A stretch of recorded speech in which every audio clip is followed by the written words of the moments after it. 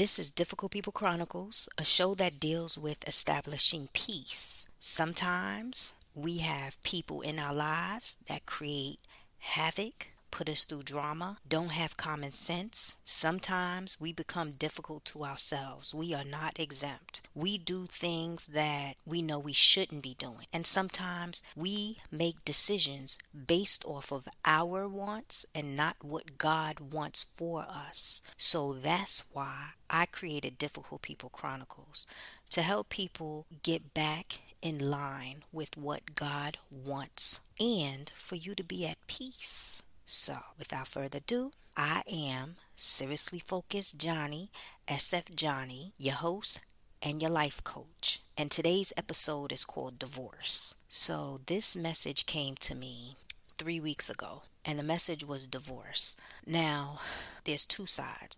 There's people that are married, going through a divorce, where they have to sign divorce papers.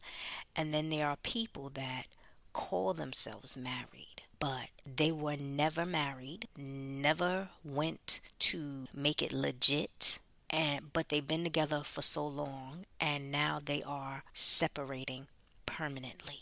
And here are some of the reasons why, just to name a few, that people get divorced. Maybe one party or both needed to heal, and then they got together and it just didn't work. Another reason is the marriage was based off of conditions, meaning that it's conditional. Another reason is spiritual warfare, not a match, meaning it's God's wants versus your wants. Another reason is religious beliefs, where two parties come together with different religious backgrounds. So the one that stuck out to me was conditional. Men nor women are exempt from this situation. Here are some of the examples that came to me about what a situation looks like based off of a condition. Someone marrying or dating a lighter person to please their parents. They marrying or dating the person based off of public opinion, meaning that the person just looks good in the environment that they're in. Another one would be someone marrying and dating a person based off of their perception of what marriage is. Another one is someone marrying or dating a person who has all these other attributes: skinny, fit, buff, muscular, all their wants. Another one is someone manipulating a person into stepping into their world, making it seem like they're at peace, and then basically masking themselves. Another one is someone marrying or dating a person because the person has nice features like curly hair, pretty eyes, and they feel like they'll have cute babies. Another one is someone marrying or dating a person because they have money. Another one is someone marrying or dating a person because of status. And the last one is someone marrying or dating a person because they want to mold that person into whatever. Now, shall we rip this apart? You have 8 scenarios that I just gave you. What happens when these conditions are not met? Because someone is going through that situation where they chose someone based off of a condition. Now, the first one was a person marrying or dating a lighter person to please parents or because of public opinion. What happens is that person ends up not liking the person once they find out that it was just something that they had going on why the parents or why they got married. And it's not based off of I love you. It's I love you because, like, for example, let's just say a man marries or dates a lighter person to please his parents. He ends up really not liking her. Why? Because even though she's light skinned, her attitude sucks. She has no manners.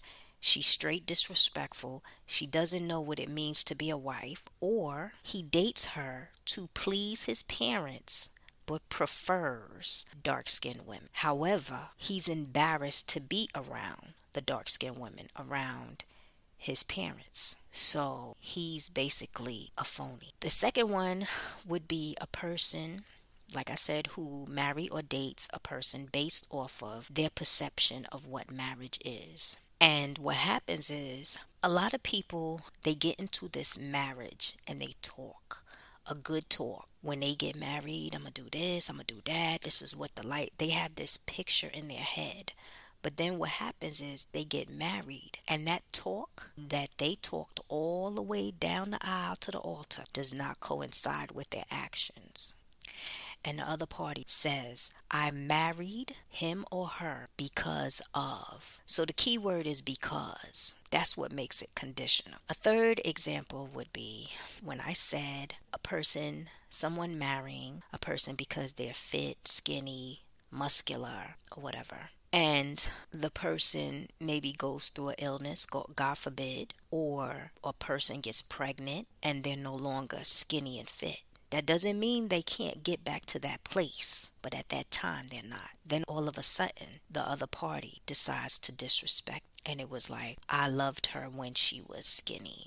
I love that person because. Another example that I gave was someone who masked themselves to bring a person in their world, and the other party does not know about this other person because they live in a phony life. So they say, I really like him because, or I really like her because, and he's the perfect one or she's the perfect one. And then the marriage, they get married, the ink dries, they're in their regular clothes, no more wedding gown and suits, and all of a sudden that marriage does not look like how you envision. This is a spiritual thing. And what happens is their spirit fights against what's not real, if that makes sense. It's like they know what they signed up for. They got into this marriage based off of what they thought it was all about, because this person was supposed to be the real deal. And then they step inside that marriage. Months later, this person is not what they said they were. And it's like spiritually, you cannot tolerate that person. Yeah, that's because once they get whim of what happened spiritually, and they're spiritually strong, and God starts to show them things, they see the truth. Another example I gave was a person marrying and dating a person because of they got curly hair, pretty skin, pretty features, and they think that they're going to have cute babies. What happens in situations like that is that these people sometimes feel like they're going to marry this person because they're going to have cute kids and all this other stuff. And they have this picture in the back of their head. Oh, we're going to make cute kids because that person got pretty skin and all this other stuff, right? I was told in school that it was based off of who has the stronger genes. No, I don't know, but that's what I was told. Anyway, things can happen where a person, God forbid, things just don't work out. Why? Because it was a marriage out of God's will, meaning they're not equally yoked. They weren't meant to be together, and the marriage was based off of conditions. Or things work out, they have cute babies, and everything works out. But then one of the parties decide whatever that person is bringing to the table is never enough. Like it's one condition after the next, after the next, after the next. Another example I gave was a person marrying because of money. We see this all the time where someone will get with someone because of money. And then what happens is anything can happen. A person becomes broke, or the other party has to work overtime, killing themselves to please. And one day that person slows down, or God slows them down, and then the other party no longer wants to be married to them. It was based off of a condition. Another example is a person marrying or dating a person because of status. Now, this one was kind of interesting when it came to me, because it was like two people getting together. One was like thirsty, like a thirst bucket to get with another person because of status, and they got together. And the other party, who is well known because of their connections, meaning that they know somebody that knows somebody.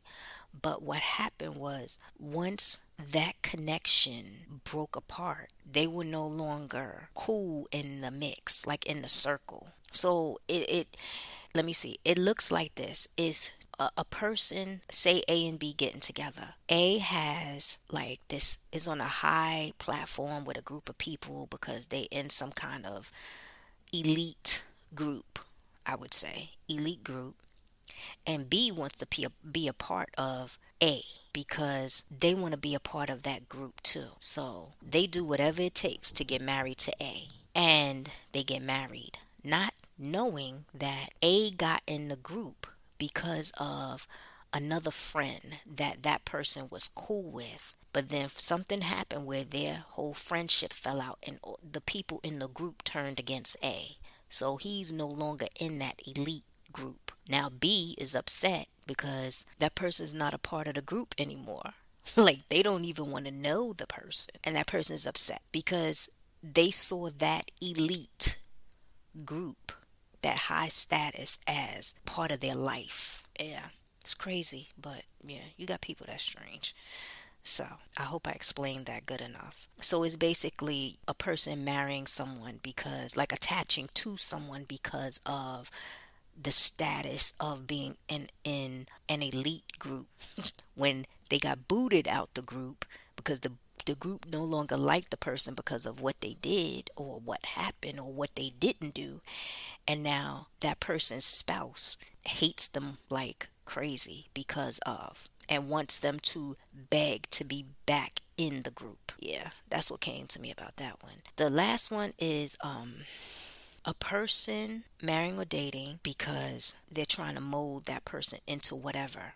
Now, with this scenario, what people don't understand is when one person tries to mold another person into whatever they want, that's a narcissistic trait. That's demonic. Yeah, it's demonic. And what happens is the other party, if they don't submit, conform to, or give in, they will start to push back, meaning that their spirit is not okay with being molded and controlled. And that is what happens when people get divorced, because they're like, this person is doing too much.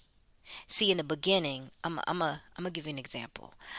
I met a guy one time who was in this, I don't know, he was affiliated with something or another. He kept asking me, what do I do for a living? So I told him. And he was like, really? And he says, oh, you need to own your own catering business. I said, I like to cook, but I don't like to cook like that for like a mass group of people like all the time. So then he said, well, that's what my ex-girlfriend used to do. I was like, I'm not your ex-girlfriend. I'm not even your girlfriend. We just talking to see if we could get along. Halfway into the dinner, he brought it up again. He said, because, we have meetings and you can really benefit from catering. I was like, I don't like to cater. He said, well, when will you have time to cater? I said, nobody said I was changing my career to cater. He said, but I feel that what I'm seeing is this is what you need to do. I said, well, how come you see it and I don't? Don't you think God will come to me and say, Johnnie, I think you should catering or something, or maybe I get visions, dreams, words, the same way how I get messages. I said, I like to cook, but what happens is that when the time comes and God comes to me and says, this is what you need to do, then cool. But for right now, no. So that was that, right? Get in the car now.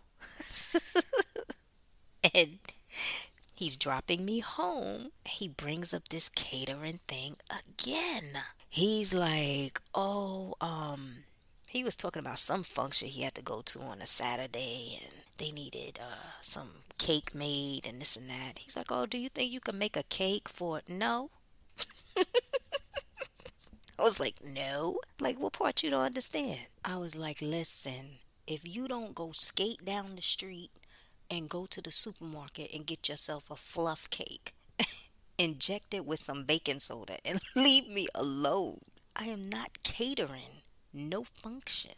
It's like you interviewing me and I'm not an applicant. Like, get out of here. Anyway, that didn't work. Because after so many conversations where he tried to insert this whole catering thing, he never seen me cook. He never tasted anything I cooked. He never saw anything I cooked. But he just automatically tried to say that I can do what his ex-girlfriend do, which is catering. I'm not doing that. He don't even have a restaurant.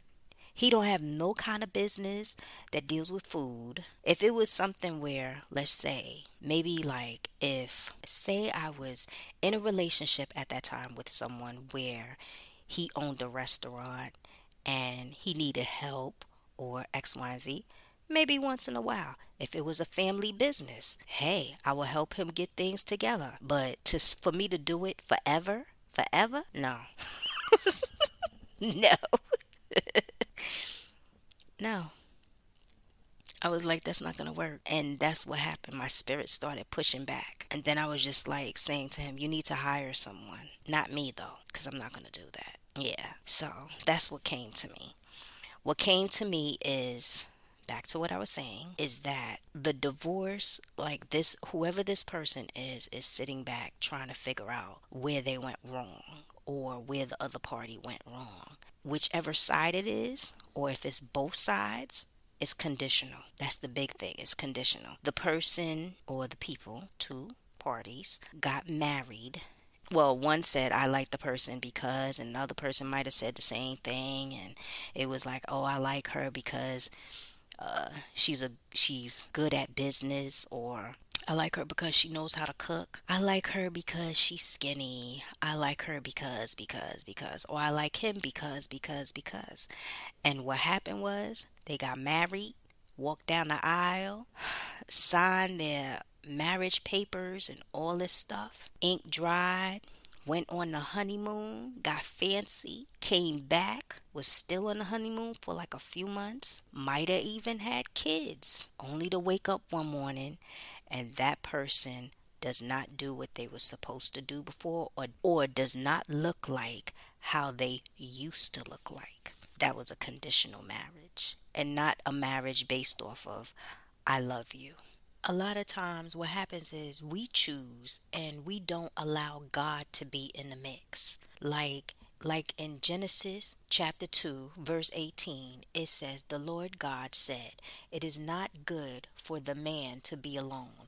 I will make him a helper suitable for him. See, a lot of times we pick on our own. We don't go to God. Even if we find someone, we don't go to God and say, God, is this person for me? We just go straight to the altar or go straight into the relationship. We got to go to God first. God will help eliminate all the headache and the migraines from us choosing, or the headache and migraines that end up turning into something bigger than what we can handle. You got to go to God. So I hope I cleared that up a bit, because somebody's confused about whatever, and that's what they need to, whoever needs to work on that. Or if a person was in a relationship, marriage or situationship or whatever they want to call it, and they trying to figure out why their marriage or situation went left, and they're looking at a lot of reasons, they could have been the person trying to figure it out. And that's what it is. A person probably married someone based off of condition, or both parties went in and married based off of a condition, which is not good, because when that condition changes, so do the person's attitude. So that's it. For one-on-one sessions, hit me up on my email or go to my website. Check me out on YouTube, like, subscribe, check out my store. All the links is underneath. Love me more and I love you more. Later.